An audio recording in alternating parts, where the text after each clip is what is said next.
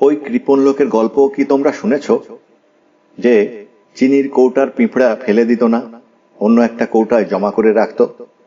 চিনি শেষ হয়ে গেলে ওইসব পিঁপড়া দিয়ে চা বানিয়ে খেত। এগুলি গল্প কথা। বাস্তব জীবনে এরকম ভয়ঙ্কর কৃপণ থাকে না। তবে একেবারেই যে থাকে না তাও না। আজহারউদ্দিন খাঁ এরকম একজন কৃপণ। লোকটার বয়স 53। নারায়ণগঞ্জে তার দুটি গেঞ্জির কারখানা আছে। কারখানা থেকে তার 70,000 টাকা আয় হয়। ঢাকা শহরে তার 3টি বাড়ি আছে। সবকটা ভাড়া দিয়ে তিনি মালিবাগে 3 কামরার একটা বাড়ি ভাড়া করে থাকেন। এত বড় বাড়ি তার প্রয়োজন নেই বলে এখন 2 কামরার ফ্ল্যাট খুঁজছেন। যাকে পান তাকেই বলেন, এত বড় বাড়ি দিয়ে আমি করবোটা কি? একা মানুষ, আমার একটা রুম হলেই চলে যায়। সারাদিন কাজকর্মে থাকি, রাতে এসে ঘুমিয়ে থাকি। তার জন্য 3টা ঘরের দরকার কি? ঘর বেশি হলেই তো আর ঘুম ভালো হবে না। কেউ যদি বলে, আপনি একা মানুষ, এত টাকা দিয়েই বা আপনি কি করবেন? তখন তিনি এমন দৃষ্টিতে তাকান যে মনে হয় এরকম অদ্ভুত কথা তিনি তার জীবনে শোনেননি, প্রথম শুনলেন। এক বর্ষাকালের কথা। রাত 9টার মতো বাজে। নারায়ণগঞ্জ থেকে তিনি সবে ফিরেছেন। ফেরার পথে একটা ডিম এবং 2টো কলা নিয়ে এসেছেন, তার রাতের খাবার। ডিম সিদ্ধ এবং কলা। টিনের কৌটায় টোস্ট বিস্কিট আছে, একটা টোস্ট বিস্কিট।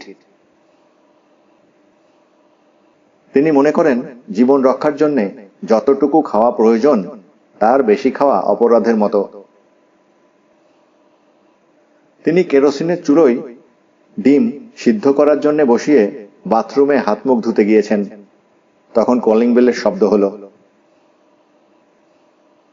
হাত মুখ ধোয়া বন্ধ রেখে তিনি দরজা খোলার জন্য গেলেন। দেরি করলে ওই লোক কলিং বেল টিপতেই থাকবেন। বেহুদা খরচ হবে, কি দরকার? দরজা খুলতেই দেখেন চাদর গায়ে 22-23 বছরের একজন যুবক ছেলে দাঁড়িয়ে আছে। আজহার খাঁ কড়া গলায় বললেন, কাকে চান? আপনাকে চাচ্ছি। আপনার নাম তো আজহারউদ্দিন খাঁ। হ্যাঁ, কিন্তু কি দরকার আমার সঙ্গে? যুবকটি হাসি মুখে বলল, আমি আপনার কাছে একটা জিনিস বিক্রি করতে এসেছি। আজহারউদ্দিন খাঁ বিরক্ত গলায় বললেন, আমার কোনো জিনিসের দরকার নেই। আমি যে জিনিস বিক্রি করতে এসেছি তার সত্যিই আপনার কোনো দরকার নেই। তবে আপনি ব্যবসায়ী মানুষ। ব্যবসায়ী মানুষ লাভ লোকসান ভালো বোঝে। আমার জিনিসটা আপনি যদি কিনে রাখেন তাহলে 1,50,000 টাকা লাভ করতে পারবেন। আজহারউদ্দিন খাঁর ভুরু কুঁচকে গেল। বোঝাই যাচ্ছে লোকটা ঠকবাজ। তিনি ঠকবাজের সাহস দেখে চমৎকৃত হলেন। তার মতো ঘাঘু লোককে ঠক খাওয়াতে এসেছে। সে জানে না তিনি তাকে 7 ঘাটের পানি খাইয়ে ছেড়ে দিতে পারেন। কি বিক্রি করতে চান? আমার কাছে একটা হীরা আছে, পায়রার ডিমের চেয়ে খানিকটা বড়। এটা বিক্রি করব। আজহার সাহেব মনে মনে হাসলেন। ঠকবাজদের ঘোল খাইয়ে দেওয়াতেও আনন্দ আছে। তিনি এই আনন্দের লোভ সামলাতে পারলেন না। গম্ভীর গলায় বললেন, আমার কাছে পায়রার ডিমের মতো সাইজের হীরা বিক্রি করতে এসেছেন? জি স্যার। শুনে সুখী হলাম। এটা কি কোহিনূর হীরা নাকি? জি না স্যার, কোহিনূর না। কোহিনূর আছে ব্রিটিশ মিউজিয়ামে। কোহিনূরের পরের হীরার নাম দি হোপ। এটা আছে নিউ ইয়র্কে। আজহার সাহেব আবার মনে মনে হাসলেন। ঠকবাজের লক্ষণ হচ্ছে ভারী ভারী কথা বলে খদ্দেরকে হক চকিয়ে দেওয়া। বেটা ঘুঘু দেখেছে, ফাঁদ দেখেনি। লোকটি বলল, আপনি বোধহয় আমার হীরার ব্যাপারটি ঠিক বিশ্বাস করছেন না স্যার। কেন করব না, অবশ্যই করছি। আমার এই হীরার ওজন 127 ক্যারেট। পারিবারিক সূত্রে আমি পেয়েছি। বিক্রি করে দিতে চাচ্ছেন কেন? বিক্রি করে দিতে চাচ্ছি কারণ হীরা কোনো কাজে আসে না, চোরের ভয়ে সারাক্ষণ লুকিয়ে রাখতে হয়। এর চেয়ে বিক্রি করলে টাকাটা কাজে লাগে। আজহার সাহেব বললেন, টাকা আবার কি কাজে লাগবে? টাকাও তো সেই ব্যাংকেই রেখে দিতে হয়। আমি অবশ্য টাকা ব্যাংকে রাখার জন্য হীরা বিক্রি করছি না। আমি ওই টাকায় সৎ কিছু কাজ করতে চাই। সৎ কাজ করতে চান মানে? আমি একটি অনাথ আশ্রম করতে চাই, বড় ধরনের অনাথ আশ্রম, যে আশ্রমে ছেলেমেয়েরা নিজেদের বাড়ির মতো থাকবে, লেখাপড়া শিখবে। তাতে আপনার লাভ কি? আমার লাভ কিছুই না, বাচ্চাগুলির লাভ। আমি একটা হাসপাতালও করতে চাই। কি বলছেন? এ তো বহু টাকার ব্যাপার। হীরাটার দামটাও তো অনেক স্যার, 1 কোটি টাকা। ফাজলেমি করছেন নাকি? 1 কোটি টাকা দামের হিরে আপনি পকেটে নিয়ে ঘুরে বেড়াচ্ছেন? আমার সঙ্গে মামদোবাজি করতে চাচ্ছেন? আমি আপনার মতো 10টা মামদোকে 1 ঢোক পানি দিয়ে গিলে ফেলতে পারি, তা জানেন? লোকটা হাসতে হাসতে বলল, আমি স্যার হীরাটা রেখে যাচ্ছি। আপনি যাকে ইচ্ছা তাকে দিয়ে যাচাই করুন। আমি 7 দিন পরে আসব। কোনো দরকার নেই, আসল হীরা হলেও আমি কিনব না, এত টাকা আমার নেই। না কিনলেও জিনিসটা 1 সপ্তাহ আপনার কাছে থাকুক, আপনার সন্দেহ দূর হোক। 1 কোটি টাকা দামের জিনিস আপনি আমার কাছে রেখে যাবেন? জি, রেখে যাব, কারণ কৃপণ হলেও আপনি মানুষ হিসেবে সৎ। আমি খোঁজখবর নিয়ে এসেছি স্যার। লোকটা পকেটে হাত দিয়ে কাঠের একটি ছোট্ট কালো বাক্স বের করে আজহার সাহেবের হাতের দিকে বাড়িয়ে দিল। আজহার সাহেব হাতে নিলেন। বাক্স খুলে জিনিসটা একবার দেখতে তো কোনো ক্ষতি নেই, দেখাই যাক। স্যার, আমি তাহলে যাই। যাবেন মানে? আপনার হীরা নিয়ে যান। আমি আসব 1 সপ্তাহ পরে। লোকটি আজহার সাহেবকে আর কিছু বলার সুযোগ দিল না। লম্বা লম্বা পা ফেলে অতি দ্রুত রাস্তায় নেমে পড়ল। আরে আরে, এই এই বলে আজহার সাহেব পিছু পিছু গিয়েও লোকটির নাগাল পেলেন না। তিনি বাক্স খুললেন। পায়রার ডিমের মতোই ঝকঝকে একটা কি যেন দেখাচ্ছে, খাঁচ কাটা কাঁচের টুকরো বলাই বাহুল্য। জার্মান ক্রিস্টাল হবে, তবে জিনিসটা বানিয়েছে সুন্দর। তিনি টুকরোটা হাতে নিলেন। যদি হীরা হয় তাহলে এটা দিয়ে কাঁচ কাটা যাবে। ঘরের আয়নায় একটা আঁচড় দিয়ে দেখবেন নাকি? কোনো মানে হয় না যদিও। তিনি আয়নায় একটা আঁচড় দিলেন। আয়না নিমিষে 2 টুকরো হয়ে গেল। একই কাণ্ড, সত্যিই কি হিরে? তা কি করে হয়? এত বড় একটা হিরে অচেনা অজানা একজন মানুষ তার হাতে দিয়ে উদা হয়ে যাবেন? মানুষ এমন বোকা হয় কখনো? নিশ্চয়ই কোথাও কোনো চালাকি আছে। চালাকিটা কি? জিনিসটা বেশ ভারী, আলো পড়লে জ্বলন্ত অঙ্গারের মতো ঝিকমিকিয়ে ওঠে। আসল হীরা কেমন হয় তিনি জানেন না। তিনি হীরা আগে কখনো দেখেননি। হীরা কি অন্ধকারেও জ্বলে? জ্বলার তো কথা, এত দামি একটা জিনিস।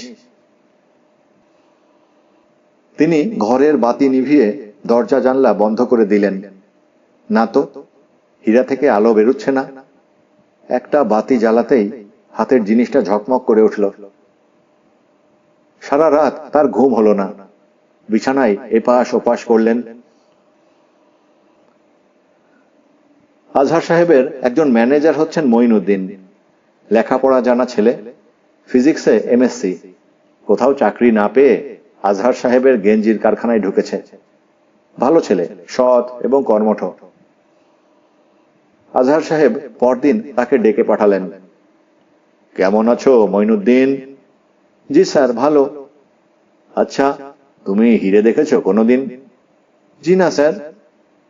হীরা চেনার উপায় কি বলো তো? হীরা দিয়ে কাঁচের উপর দাগ কাটা যায় স্যার, খুব শক্ত তো এজন্যেই। আরে এটা তো সবাই জানে, তুমি এছাড়া আর কি জানো? হীরার একটা বিশেষ স্পেসিফিক গ্র্যাভিটি আছে, ঠিক কত মনে পড়ছে না, বই দেখে বলতে পারি। বই দেখে বলার দরকার নেই, আর কিছু জানো কি না বলো। আচ্ছা শোনো, হীরা কি অন্ধকারে জ্বলে? জি না স্যার, কোনো মণিমুক্তাই অন্ধকারে জ্বলে না, আলো পড়লেই ঝলমল করে ওঠে। এত সব জিজ্ঞেস করছেন কেন স্যার? ইচ্ছে হচ্ছে তাই জিজ্ঞেস করছি। এতে কি তোমার কোনো অসুবিধা হচ্ছে? জি না স্যার। আজহার সাহেব খুবই বিমর্ষ হয়ে গেলেন। জিনিসটা কি কিছুই বোঝা যাচ্ছে না, কারো কাছে নিয়ে যেতে ভরসা হচ্ছে না। দেশটা হচ্ছে ঠকবাজদের জায়গা, কাউকে বিশ্বাস করা যায় না। এক সপ্তাহ হতে চলল। আজহার সাহেব ক্রমে ক্রমেই বেশি পরিমাণে বিমর্ষ হতে শুরু করলেন। জিনিসটার উপর তার মায়া পড়ে গেছে, হাতছাড়া করতে খুব কষ্ট হবে। তিনি এখন রোজ রাতে জিনিসটা হাতে নিয়ে খেলা করেন, বালিশের নিচে রেখে ঘুমোতে যান। এটা হাতছাড়া করলে মনে হচ্ছে তিনি বাঁচবেন না, কিন্তু উপায় কি? ওই লোক আসবে, তাকে দিয়ে দিতে হবে। লোকটা আসলো না। 2 সপ্তাহ পার হয়ে গেল, 3 সপ্তাহ গেল, 1 মাস গেল, কারও কোনো খোঁজ নেই। 2 মাস পার হবার পর আজহার সাহেবের মতো কৃপণ মানুষও পত্রিকায় টাকা খরচ করে বিজ্ঞাপন দিলেন। সন্ধান প্রার্থী জনৈক যুবক আমার নিকট একটি বস্তু বিক্রয় করিবার জন্য দিয়াছিলেন। 1 সপ্তাহের ভিতর তাহার আসিবার কথা, তিনি আসেন নাই। অতি সত্বর তাহাকে যোগাযোগ করিতে বলা হইতেছে।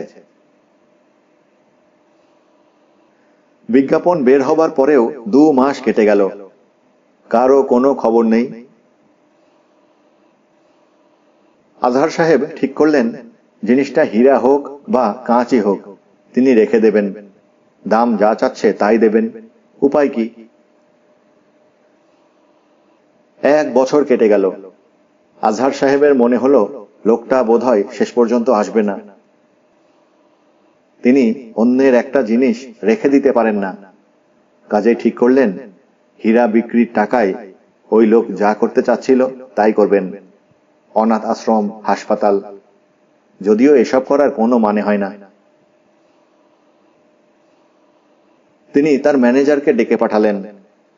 কেমন আছো মঈনুদ্দিন? জি স্যার, ভালো। একটা বিশেষ কাজে তোমাকে ডাকলাম। স্যার বলুন। একটা অনাথ আশ্রম করতে চাই। কি বললেন স্যার?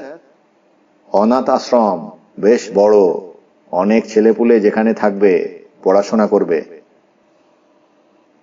মঈনুদ্দিন এসে আজহার সাহেবের পা ছুঁয়ে সালাম করে ফেলল। আজহার সাহেব বিরক্ত হয়ে বললেন, এসব কি? আপনাকে খুব খারাপ মানুষ ভাবতাম স্যার। আপনার ভেতরে যে এই জিনিস আছে তা স্বপ্নেও ভাবিনি। আমি আপনার কাছে ক্ষমা ভিক্ষা করছি স্যার, আপনি একজন মহাপুরুষ। আজে বাজে কথা বলা বন্ধ করো তো। জি আচ্ছা স্যার। কাজ শুরু করো। আজ থেকেই কাজ শুরু করব স্যার। কি যে ভালো লাগছে আপনাকে বুঝিয়ে বলতে পারবো না। মঈনুদ্দিন চোখ মুছতে লাগলো। আজহার সাহেব মহা বিরক্ত হয়ে বললেন, কাঁদছো কেন? এখানে কান্নার কি হলো?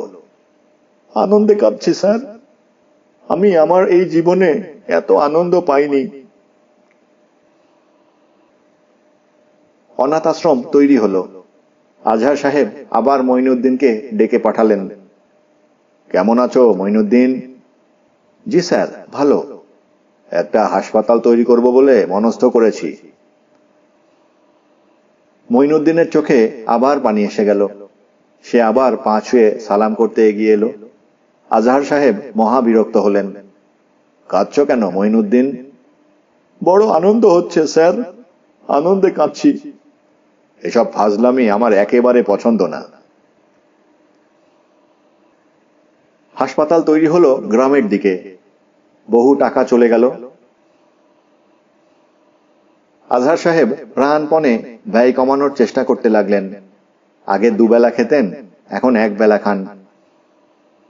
ভাড়া বাড়ি থেকে তিনি উঠে গেছেন 2 কামরার ফ্ল্যাট বাড়িতে। তবে তার ব্যবসা ভালো চলছে। হাসপাতাল তৈরির পর তার কেমন যেন নেশা ধরে গেল। তিনি স্কুল বানালেন, রাস্তাঘাট বানালেন, দাতব্য চিকিৎসালয় করলেন। 10 বছর পর এক বর্ষার রাতে দরজায় কলিং বেল বাজল। আজহার সাহেব দরজা খুললেন। চাদর গায়ে দাঁড়িয়ে থাকা যুবকটি বলল, স্যার, আমাকে চিনতে পারছেন? হ্যাঁ, পারছি। আমি স্যার আমার জিনিসটা নিতে এসেছি। বুঝতে পারছি। আপনার যদি পছন্দ হয় রেখে দিতে পারেন। জিনিসটার পুরো দাম আপনি দিয়েছেন। তবে আমাকে ফেরত দিলে আমি এটা আবার ব্যবহার করতে পারি। আপনার মতো মানুষ তো আরো আছে। তা আছে, আপনি নিয়ে যান। আজহার সাহেব কালো বাক্সটা ফেরত দিয়ে বললেন, আপনাকে ধন্যবাদ। এই জিনিসটার কারণে এখন মানুষ হিসেবে জন্মগ্রহণ করার একটা অর্থ খুঁজে পাচ্ছি। আপনি আনন্দে আছেন তো স্যার? হ্যাঁ, আনন্দে আছি, খুব আনন্দে আছি। তবে আমার আরো টাকা দরকার, প্রচুর টাকা। ওই নিয়ে দুশ্চিন্তা। মাথার মধ্যে বিরাট একটা প্রজেক্ট আছে, মেয়েদের জন্য কিছু করা। এই সমাজে মেয়েরা। যাই স্যার, ভালো থাকুন। তবে আপনার এই প্রজেক্টও হবে। লোকটি অন্ধকারে মিশে গেল। আজহার সাহেব তার প্রজেক্ট নিয়ে চিন্তা করতে বসলেন।